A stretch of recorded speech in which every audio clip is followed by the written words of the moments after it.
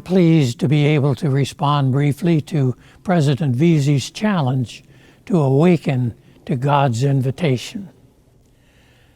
There's an old rabbinical tale about a man sitting atop his roof as his flooded house is being swept downstream after a terrible storm.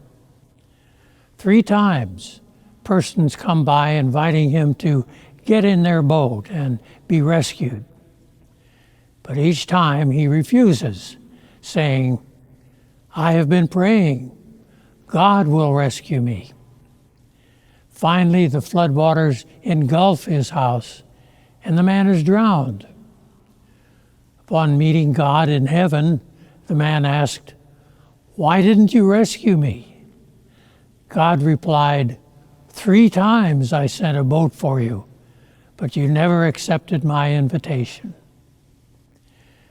Does it seem as though many of us, similarly, go through life never being fully awake to the possibilities of God's loving invitation? In the midst of the situations of life that challenge us, we pray, we ask for God's help, but because of our soul's lack of spiritual awareness, we miss so much of what God is offering us. Unlike in the story of the man on the roof, however, God's invitation to us never wavers, never leaves. It is always before us, eternally faithful and filled with hope. It calls us to awaken to the possibilities of a life fully focused on God's purposes.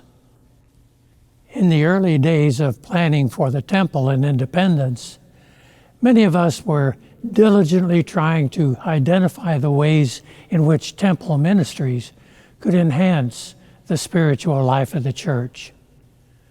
Some of those insights came more fully into our understanding with the words of section 156 regarding the need for spiritual awakening on behalf of the church. As President Veazey points out, that need is still there today. Community of Christ, I fully believe that the fruits of the Spirit contained in God's invitation are waiting to bless us as never before.